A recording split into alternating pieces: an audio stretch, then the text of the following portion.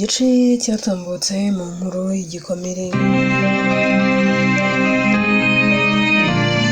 asize Amara ndetse na Kiara bari barimo batembera baganira. Amara yaramaze kubaza Kiara niba koko akomeje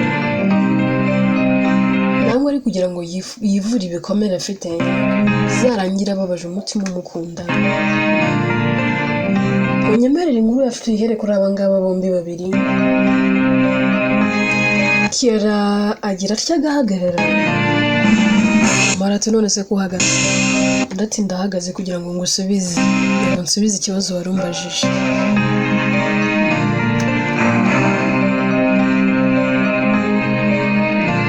Mbajije ikibazo cyiza pe kandi cyanyacyo. By'ukuri nyamara gutenguhwa na Jora, umutima wanjye wari wuzuye intimba, wari wuzuye ishavu, kwicuza, kumva naratengushwe, kumva narababajwe, ndetse numvaga bizangora kongera kwiyumvamo urukundo, kugira umuntu nakizera, kugira umuntu nakunda. Numvaga n'umuntu wakongera kumbwira ibintu bijyanye n'urukundo yaba rwose, ariko gushaka nyine kumva ibimvamo, gushaka nyine gusa n'uri kunyendereza. Yewe na nyuma ye nahuye n'abandi benshi bambwiraga ko uziko umuntu yarasigaye ambwira ko ankunda nkamutuka, umuntu yarasigaye ambwira ko ndi mwiza nkumva namushitinga. Gusa hari ikintu buriya tutazi, rimwe na rimwe iyo turi mu buribwe dufata imyanzuro ikakaye, tukumva ntituzongera gukunda kubera ko twatengushywe, tukumva ntituzongera kwizera kubera yuko twababajwe, tukumva imitima irakomeretse, yewe tukumva twaranazinutswe. Ariko buriya umutima ni ikintu gitangaje.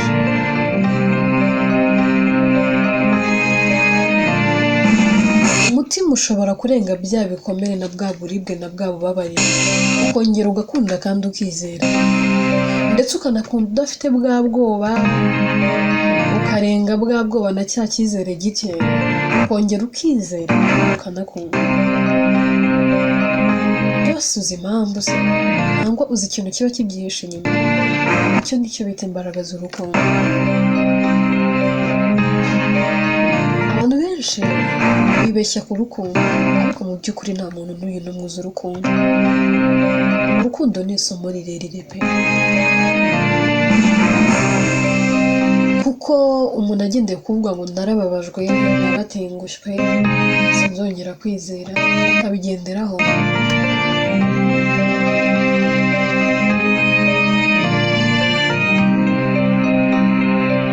hari ibintu byinshi cyane byasenyuka kuri iyi si. Hari ingo zasenyuka burundu, hari abantu bazapfa badashatse nangwa batongeye gukunda kubera ko batengushwe. Mbese ni byinshi cyane nakubwira kano kanya, ariko hari ikintu ugomba kumenya. Imana yaremye umuntu mu buryo butangaje, irangije irema urukundo, kandi urwo rukundo abantu benshi nyine barwibeshyaho, bakarufata uko rutari, baravuga ngo ntirukibaho. Umuntu uvuga ko urukundo rutabaho nuko aba yaragerageje kurushaka cyangwa se yaragerageje kurubamo, ariko iteka agahura na babandi batarufite, cyangwa se atari mu cyerekezo kimwe. Uzi impamvu abantu benshi iyo bageze mu bus park buri muntu wese ajya mu cyerekezo ari kujyamo? Kabone n'iyo umuntu mwaba muri inshuti, buri muntu afite icyerekezo yaragiyemo. Iyo mugeze mu bus park umwe ajya mu cyerekezo cye n'undi akajya mu cyerekezo, ukagenda hariya ukajya kuri muri kampani runaka,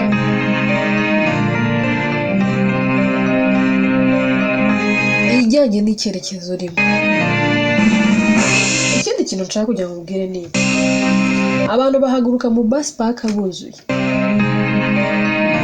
ariko uko bagenda mu muhanda hakagenda havamo babiri, abasigaye mu muhanda, abakomeje. Abantu bonyine bafite icyerekezo kimwe nibo babasha kugeranayo. Niyo mpamvu rero mu rukundo ari uko bimeze. Urukundo narwo rumeze nka bus park. Abantu bahuje icyerekezo nibo babasha kugeranayo. Rero igihe ujya mu rukundo, ukajya mu rukundo n'umuntu mudahuje purpose, mudahuje intumbero, dreams zanyu zitandukanye, icyo gihe iyo mugeze mu muhanda, hari igihe umwe yumva akeneye gusohoka muri ya modoka kandi undi agikeneye gukomeza urugendo. Iyo umwe rero afashe decision yo guhera akabivamo agasigara kubera ko nyine abona ko icyerekezo yari arimo na mugenzi we atari kimwe, atari mu cyerekezo kimwe, hari uwo bisigira ibikomere. Usanga umuntu avuga ati sinzongera kujyana n'umuntu muri iyi modoka, ngiye kujya ngenda njyenyine. N'ubundi ugendana n'abantu bakagusiga mu nzira, ukagenda wenyine, urugendo rukakubana rurerure, ukagira irungu, amarira akaba yose, ugatangira kwibaza ubundi kuki aviriyemo mu nzira, ubundi yatekerezaga iki, ntabwo yaranyitayeho neza, ko banyitayeho yari kwihangana tugakomezanya. Izi impamvu atigeze yihangana se? Ntabwo muhuje icyerekezo. Ariko ibyo ngibyo nibyo bintu byonyine bitunanira kumenya. Ntabwo tubasha gushishoza ngo tumenye ngo icyerekezo ndimo ntabwo ari cyo Amara arimo, icyerekezo cya Kiara ntabwo ari cyo cyerekezo cya Amara, intumbero za Kiara sizo za Amara. Abantu uzasanga umuntu avuga ngo urukundo ngo ntirubaho, ni ibinyoma gusa. Igihe urukundo rubaho ngo biterwa n'urwaho. Ibi byose ndi kuvuga nanjye ndabizi ko ari igihe wenda gishaka kuzagera, nangwa se cyageze nanjye ngumva ndi kuruvuma.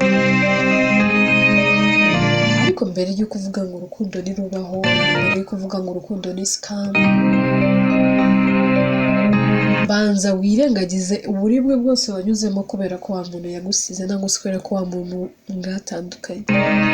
Urebe ibyiza byose mwanyuranyemo, bizagutera kumva ko urukundo ari rwiza. Ahubwo nanone uvuga uti ni iki nakora kugira ngo ibi byiza mbigumane. Usenga usaba Imana uvuga uti Mana wambaye umuntu duhuje icyerekezo, aribwo nzagira ibyishimo birambye. Urukundo nicyo kintu cya mbere kikuzanira ibyishimo, ariko nanone kikagusigira ibikomere iyo utabashije kubyitonda. Nicyo kintu cyonyine ushaka kugutera uburibwe utabonera muganga, nangwa se ngo ubonere umuti wakorohereza. Aho unyura mu nzira nawe ubwawe utatekerezaga.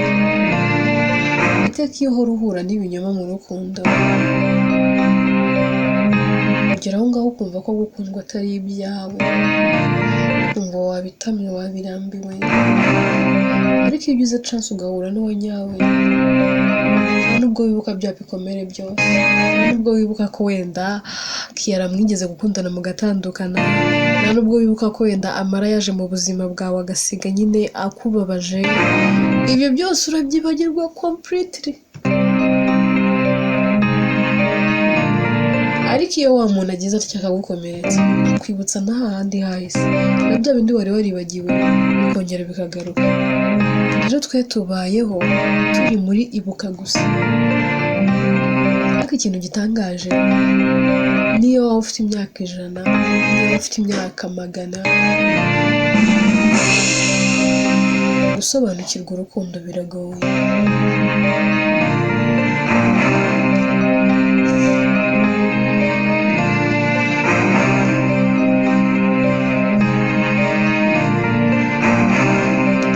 Urukundo ni ikintu umuntu atakwisukera, nangwa se apfe kumenyera gutyo gusa. Biragoye.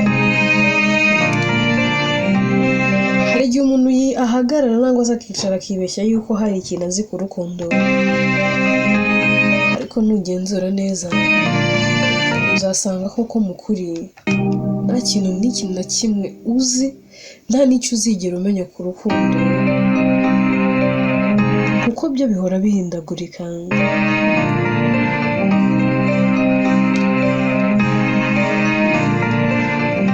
Nugira chance ukabona umuntu muhuje icyerekezo, ntuzamurekure, ntuzamutakaze.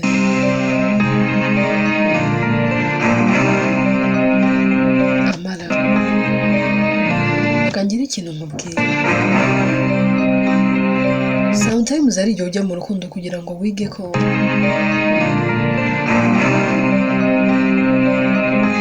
kwizera umuntu cyane atari ngombwa, nangwa se ko hari abantu bashobora kugukunda kurusha wa wundi. Wibutse ko nanone hari inkundo zitwigisha ko amasura ntaho ahuriye n'imitima. Hari n'inkundo zitwigisha ko kwizera abantu cyane atari ngombwa. Hari n'izitwigisha ko urukundo ari rwiza, ariko nanone hari n'izitwigisha ko tudakwiye kurwisukera ngo turumenyere, kuko biragoye. Numva padiri avuga iri ni iyobera ritagatifu ry'ukwemera. Rero n'urukundo menye naryo ari iyobera ritagatifu. So buriya urukundo si rutagatifu jara. Uretse ko bavuga ngo udakunda ntazi Imana kuko Imana ari urukundo, bivuze ngo umuntu wese ukunda abazi Imana aba arimo arakora ikintu twategetswe, kuko nta wundi mwenda twasigiye uretse umwenda wo gukunda. Biravuga ngo ukunde mugenzi wawe nk'uko wikunda, nubwo bigoye.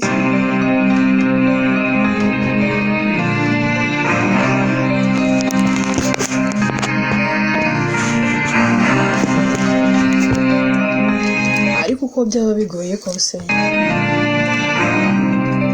nangwa se uko byaba bimeze kose,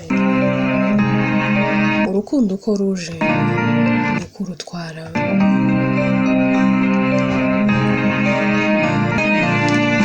Rimwe na rimwe hari igihe urukundo ushaka urutwara mu buryo bwawe, ugasanga icyerekezo uri kujyamo naho gihuriye naho urwo rukundo ruje kwerekeza, kandi uzasanga rero rukubabaje. Ikindi kintu kitwica ntabwo tuzi guca bugufi, kandi burya urukundo rurihangana, rurababarira, rwihanganira byose kandi rwizera byose, ntiruhutira. Ariko ikintu kibabaje, ibyo byose ntabwo tujya tubyuzuza. Igihe cyose tutabasha kubyuzuza, igihe cyose tutagendera nyine muri wa murongo muzima mwiza, bizakomeza kugora. Kano kanya ndishimye, ngomba kwishimira ko ndi kumwe na Rimwe, nishimira ko ndi gukundana nyine na Rimwe. Ariko nanone igihe nikigera wenda tugasanga ntiduhuje icyerekezo, ntabwo nkwiye kuzasigara muvumira ku gahera. Yego urababara, uba uri kwicuza, ariko nanone ntukicare wicuza wibagirwe na bya bihe byiza wigeze wagendana n'umuntu. Amarate shabugura hazi tugende, erega wari uhagaze kugira ngo umbwire tugende, rero nakumvise. Ibi byose uri kuvuga ko mu minsi yashize utabivugagara, amarira yari yose uvuga ngo urakumbuye, ubu rero urumva ugiye kungira inama. Ndakwiyemye di, keretse nk'ubu ngubu niranakubabaje gato, nibwo nahera ko mbona cukara yawe rwose Kiana, ndakuzisha. Erega umuntu avuga bitewe n'ibiharimo. Aka kanya urumva urukundo ari rwiza, urumva rwose ibintu birenze, ari utuntu tw'udutangaza, urumva urimo nk'igihato nyine. Ariko bihindutse gatoya, ayo magambo uri kumbwira ndatekereza ko atari yo wambwira. buriya rero akangugire inama mwana wanjye, niwishima cyane ntuza promising umuntu, nanone n'ububabaye cyane ntuzafata imyanzuro. Niba uri mu rukundo wishimye umuntu muri gukunda aramunezererwanye mumeranye neza, ntibizagutere kugira ibintu promising umuntu utangire ngo wigire uwadanje ngo wumve ko ibintu byakunze, kuko iyo hagize ikintu gihinduka gatoya nangwa se kagutenguha gatoya,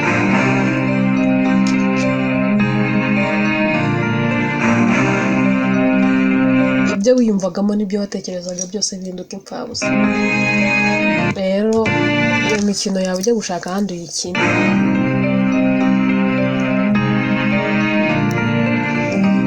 Ati yewe ibyo uri kuvuga ndi kubyumva.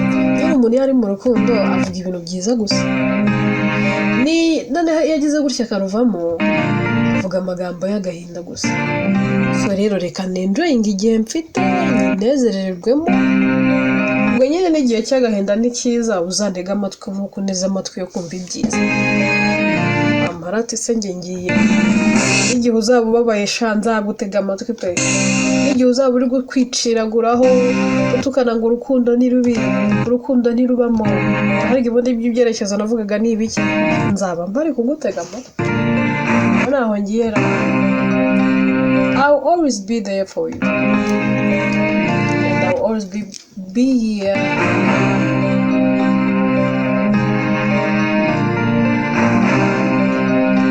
Ibyo by'ubumenyi nzahora ndi iruhande rwawe, utega amatwi nkumva nk'umuvandimwe. Shanira nazambabarire ntazambabariza umuvandimwe. Yaratisha ibyo byihoreye, ahubwo mbwira tuzajya gusura Ana ryari? Ari hafi kubyara we, kandi mperukana nawe wa munsi w'ubukwe. Amarati se wowe ko kubona umwanya usurana byakunaniye? Njyewe mporayo, buri gihe ahora ambwira ati rwose njye nkwihorera rwose we ntubufatika, ubundi ufite abakozi kampani yawe ko ihora ihabwa ibihembo byo gukora neza no kwitwara neza,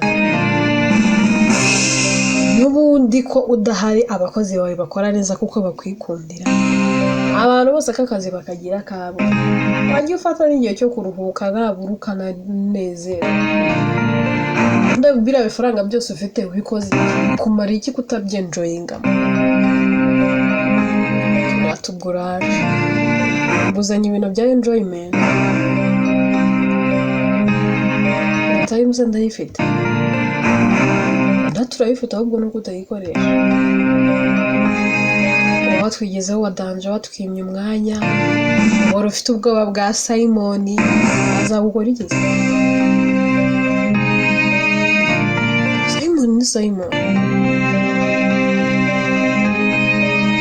Kiara ni Kiara. Kampani yanditse mu mazina ya Ayla Kiara. Nta nubwo rwose uriya nta nubwo ari no kumugereka nabura. Azagutwara ibiri byawe, akazi kawe. Ariko se muvandi, nsigaye ngerageza nkakubonera umwanya igihe cyose unshakiye mbona. Niyo ndi mu kazi njya kubona nkabona ngezeho muri office, ibyo nari ndimo byose nkabihagarika. None uragira ngo nkore iki kindi? Ati nyine ndabigushimira ko noneho wenda usigaye tubonana n'ako kanya gatoya, ko nawe ujya ugira n'umwanya wo kujya kwishima. Uzi ko njyewe ntaje kugukora mu biro utanabivamo. Ubu wabona usigaye bisohokamo ari uko ugiye guhura na Nirana.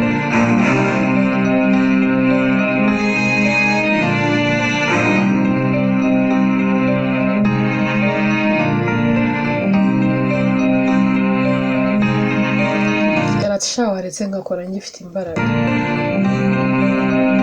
Uratse ngubujije gukoraho mubwiye ngo ujye ubona n'umwanya wo kwiyitaho no kwishima. Ura mu biro Kigali.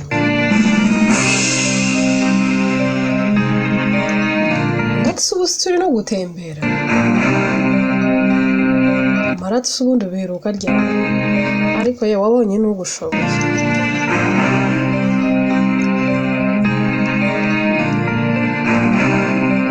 yarataha abandi mfite ahangaho umenya azananyicira ntacyo ubwo ngiye kujya ngerageza tuve aho ngaho tugire kuri Joram ndetse n'umugore we Sky ubona Joram asa n'usigaye yarahindutse noneho yita kuri Sky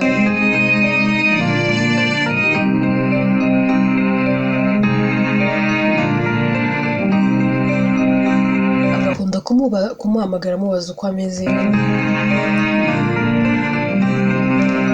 yaba yatashye mu masaha y'umugoroba mbere yuko agira ikindi kintu akora abanza akabaza umugore we niba ameze neza Sky yatangira kugenda atungurwa abona imyitwarire y'umugabo we ntisanzwe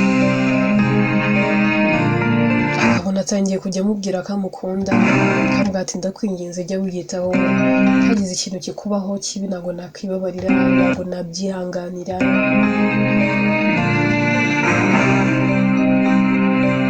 Sky biramucanga ariko akajya yitegereza umugabo we agacishamo akamutegurira icyo kurya n'icyo kunywa akamuzanira imbuto gusa ukabona keya ni zose Sky akajya yibaza ese ndarota ukabona ko ibintu byose byahindutse gake akaganira n'umugabo we amubaza ati ariko se be ubwo n'ibintu bigenda bihinduka Sky witwara ukuntu turamatse isukuye mugore mwiza ndetse ko mbona wahindutse turamati nahindutse nabi hari ikintu naba ndi gukora kitari cyiza ngo nacyo ngikosore Sky biramucanga ati Joram kuntera ubwoba amagira atya akegera umugore we cyane ko aba anatwite akamufata mu biganza akamubwira ati beyi ntabwo ukwiye guhangayika ukwiye kugira ubwoba nuhangayika bizagira ingaruka ku mwana wacu atwite niwe yumva nabi bizajya bigira ingaruka kuri wowe ndetse n'umwana utwite kandi ibyo sinzigera mbyemera ndi hano kukwitaho ndi hano kukuba hafi ndi hano kugukunda nkagukundwakaza kurinda amarira kubera umugabo mwiza azaba papa mwiza ku mwana wacu tukagira umuryango wishimye umuryango ubohotse umuryango ufite ibyiringiro tukanubakana ejo hazaza heza Sky biramucanga akibaza ati se byose yaba ari kubikora kubera ko ntwite nimara kubyara se bizahinduka ntabwo ari Joram munsi kwitwara ukuntu kudasanzwe ariyumvira ariko agaceceka agira icyo abaza umugabo we Joram aramureba akavuga ati ariko ko mbona usa nawe ufite ikintu ushaka kumbwira wambwiye ko muteze amatwi mugore mwiza ndabona wagira ngo hari ikintu ushaka kumbwira mbwira ati none se bebe muri iyi minsi usigaye witwara ukuntu ntazi Joram araseka akavuga ati ndabizi neza impamvu uri kwibaza ibi byose urabona hari baguhinduriye urareba ukibaza ati uyu ni umugabo wanjye yego ni njyewe kandi umbabarire ko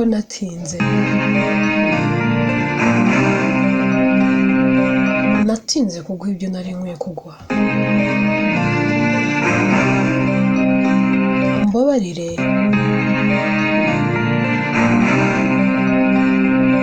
ko nagiye ngutera uburibwe burungu ukabaho usa naho utamfite kandi umfite ukabaho usa nkaho utishimye kandi ukwiye kwishima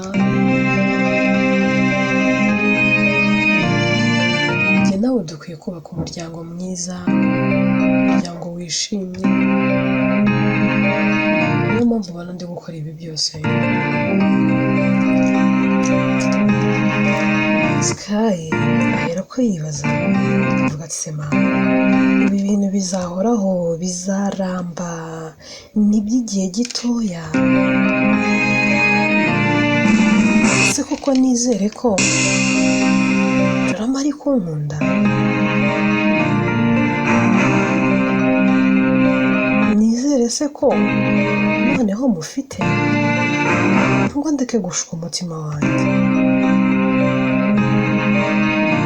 Aha.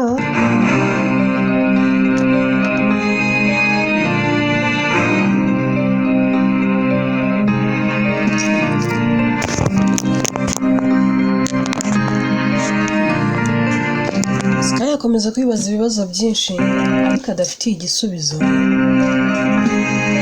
Ariko nanone kwibwira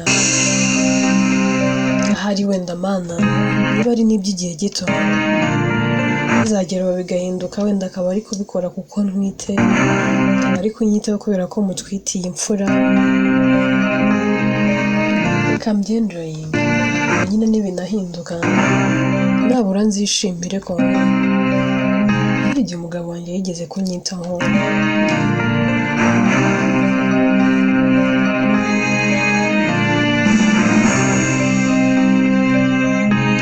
Tuve aho ngaho twigire kuri Ella ndetse na Ethan.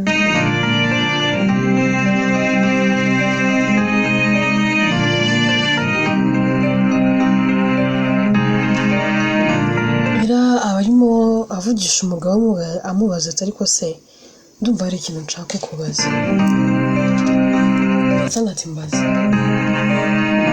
Ati se mubaza.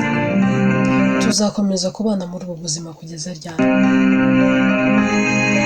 Mvugisha igihe nkuvugisha ukanyihorera, ubundi winjira muri iki cyumba ugaceceka neza neza, tukamera nk'aho turi abantu badahuje ururimi, wagira ngo watinye kumvugisha kuko ntari bwumve ibyo uvuga.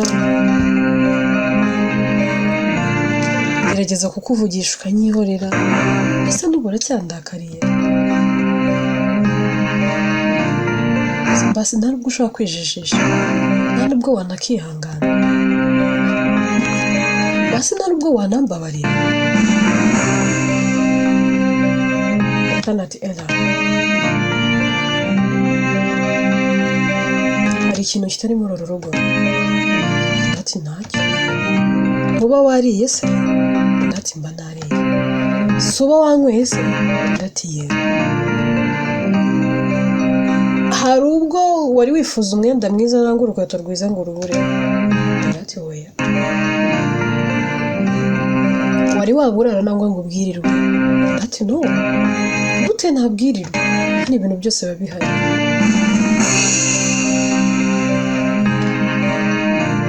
Ethan ati none ntufite buri kimwe? Ati yego cyose kandi mbibonera ku gihe. Ethan ati none ikindi ushaka ni iki? Wariye wanyweye nta kintu n'iki na kimwe ubuze? Ethan atakuvugishije hari ikibazo? Sindi ibiryo urya ngo wenda nintakuvugisha urasohotse, sindi umwenda wambara ngo wenda niba nivumbuye uraza kwambara ubusa, ufite uburiri bwiza uryama, naba mari nangwa ntahari ntabwo byakuza kujya mu buriri bwawe ngo uryame. Ufite buri kimwe cyose muri uru rugo kandi icyo ushaka cyose ukibonera ku gihe, igihe urambaza icyo uranshaka iki? Ati bae, mfite byose ariko ntabwo mfite wowe, kandi ibyo byose ntacyo bimara iyo utabirimo. Ntabwo nshaka kukubura Ethan, ntabwo nshaka gukomeza kubana nawe tumeranye gutya. Ethan ati Ella, wambuze umunsi umbeshya, wambuze umunsi unyizeza ibidahari, wambuze umunsi wicaye ugahimba ikinyoma kandi ubizi neza ko ari ikinyoma. Babarira rero kandi umpa amahoro, kwanza wintakariza n'igihe. Ethan ahera ko akigendera agasiga era aho ngaho, agahinda karamwica, azenga amarira mu maso, ariko akabura icyo akora. Inkuru yacu reka tuyisubikire ahangaha. Ese Ethan azarakarira umugore we kugeza ryari? Ese aho bizagera aho bishire ntabwo n'ubundi ntibizashira? Ubundi si iki kinyoma gikwiye imbabazi? Ese ubundi hari ikosa ritababarirwa? Byose twibaza ni mu bice bizakurikira. Inkuru yitwa Igikomere. Yewe nitwa Pauline Obvious Atete, ngo ninjye yandika kandi nanjye uyibagezaho.